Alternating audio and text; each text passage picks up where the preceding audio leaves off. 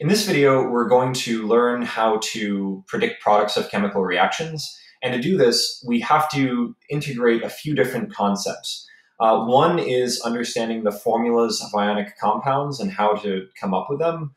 Another is understanding how to go from names to formulas.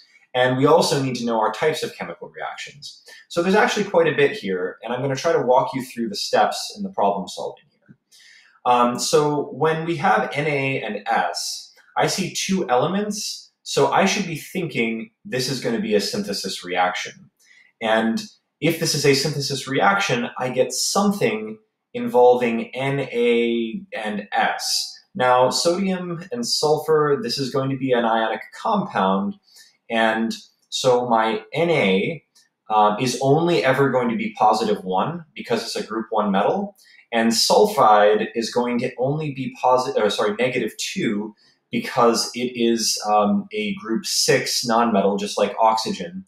And so from this, I can figure out that the product is going to be Na2S. And I know this because I need two +1 sodiums to cancel out the charge of my -2 sulfide. So just to finish it off, I just need there to be 2 Na plus S yields Na2S. And that's my balanced chemical equation, having predicted the product Na2S. If I needed to write names, in this case, I would just say sodium plus sulfur yields sodium sulfide. Now we're going to go from names to products. I know we have gallium and fluorine, and this is another case of element plus element yielding presumably a compound in a synthesis reaction. I could say gallium fluoride is the product. And so gallium is Ga, and fluorine, you have to be very, very careful here. Fluorine is a diatomic, so it's going to be F2. You can't just say F, it's got to be F2. Yields gallium fluoride. Gallium is going to be +3. It's a group 3 metal below aluminum and boron. And so, I'll make that M a little bit cleaner. Fluoride is a group 7 ion. It is -1 because it's in group 7. And so because of this, I know I need 3 of my -1 fluorides to cancel out the positive charge of my gallium. So I have now made my substances with the correct subscripts. You need to do this first before you balance anything. Gallium fluoride is only gallium fluoride if it is GaF3, and fluorine is only fluorine if it's F2. So I don't want you to think about balancing until you make the actual gallium, the fluorine, and the gallium fluoride. Very important point. Now at this point, it is not a chemically balanced equation because I've got well, 1 gallium on each side, but I've got 2 fluorines on one side and 3 on the other. In this case, I need 3 F2s and 2 GaF3s and 2 GAs. Notice that my fluorines come to 6 and my galliums come to 2, and now I have a balanced chemical equation where I not only have figured out what the reactants and products are in terms of formulas, I've also balanced them. So that covers synthesis. We can also go in the reverse of synthesis. If I start with one reactant, I know that I'm going to have products that are from a decomposition reaction. If I start with one reactant. So in general, decomposition reactions, you should expect to convert to elements. However, there are, depending on the class that you're in, if you're in honors, for example, there are a few examples where you would need to know products. Like, for example, that chlorate, like KClO3, you should know that that decomposes, because it has a chlorate ion, it decomposes to KCl plus O2. And that's something that, again, if you're in an honors class, we'll be talking about that more. But in general, you should look at not the exceptions. We should look at there being a decomposition of a compound to the elements from which it came. So NCl3, I break this apart into N and Cl, except wait, I know that nitrogen is a diatomic and chlorine is a diatomic, so I'm going to write them as such. Now to balance, I will need there to be 3 Cl2s and 1 N2 and 2 NCl3s. We have 2 times 3 is 6 chlorines, 2 times 3 is 6 chlorines, 2 nitrogens and 2 nitrogens, just like that. If we have diphosphorus pentoxide, if I wanted you to name it, this would be phosphorus plus oxygen. So diphosphorus pentoxide is P4O. Wow, sorry. It is P2O5. Diphosphorus, P2, pentoxide, O5, penta meaning 5. So this is decomposing to form phosphorus, which is P, and oxygen, which is O2. To balance these, I will need to make there be 5 O2s, 2 P2O5s, and 4 Ps. Going through this a little bit quickly, but that would be the balancing. By now you should be pretty good with your balancing, I think. So next we have magnesium and titanium chloride, titanium 4 chloride to be exact. Now, in this case, we have a metal and a compound. So this element reacting with this compound, I'm going to have the metal magnesium replace the metal titanium. So in this case, I need to have the magnesium end up with the chlorine, and I need to have the titanium separately. Again, in a single replacement reaction, as this is, the metal replaces a metal. So the metal element replaces the metal titanium in the compound. So if we look at this, we know that chlorine is -1 each, and that the titanium, if there's 4 chlorides, the titanium has to be +4. So the magnesium, on the other hand, when magnesium bonds to chlorine, chlorine is going to be -1, and the magnesium is actually +2 only. And I know this because magnesium is a group 2 metal. So I need this to be MgCl2 as a product. So it's not as simple as just replacing the magnesium and the titanium and just keeping the 4 chlorines as they are, but we do need to balance the chemical equation. We do need to make there be 4 chlorides on the right, which we can do by putting the 2 out in front. So just like before, you make your compound first, which has to have the formula MgCl2. And yes, there might be a case like this where you have the right number of chlorines, but now the wrong number of magnesiums, but that is very fixable by putting a 2 in front of your Mg here. And there we go. This is now our balanced chemical equation.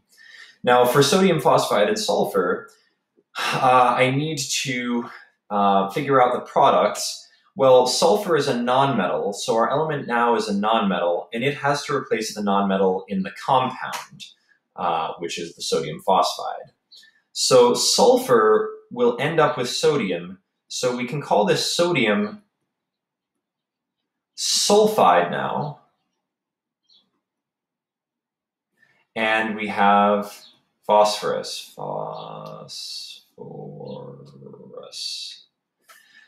Now, sodium phosphide. Sodium is going to be Na. Sodium is a group 1 metal, so +1. Phosphorus is group 5, so below nitrogen, it's going to be -3. So I need my formula to be Na3P to get the formula to balance. Plus sulfur is just S. That's going to yield sodium sulfide. Again, we need to form the formula of the compound first. Sulfur is going to be -2 because it is a group 6 element. Sodium is still +1. It has not changed in this reaction. So it's +1. Therefore, I need Na2S to be my compound's formula. And this is going to be with phosphorus, which is P.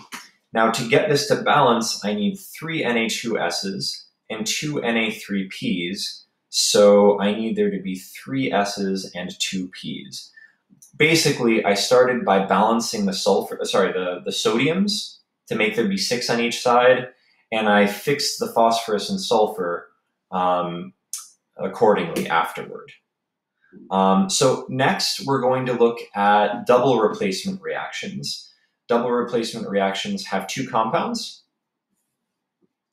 And in this case, I know that I'm swapping partners. So my sodium ends up with a phosphate, my hydrogen ends up with a hydroxide. Let's start with the sodium and the phosphate. So I've got Na and PO4. My phosphate is -3.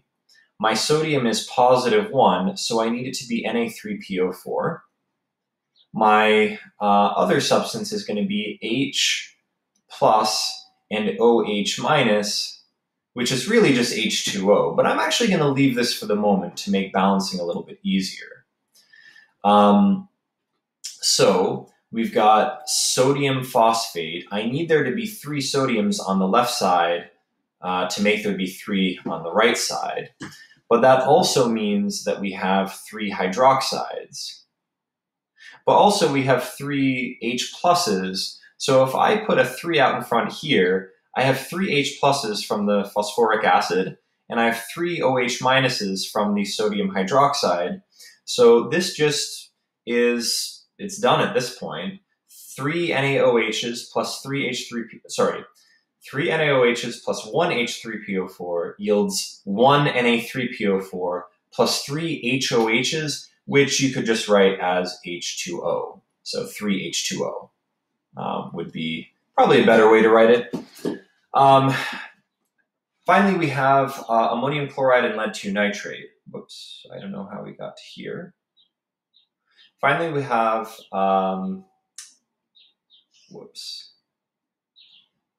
ammonium chloride and lead 2 nitrate.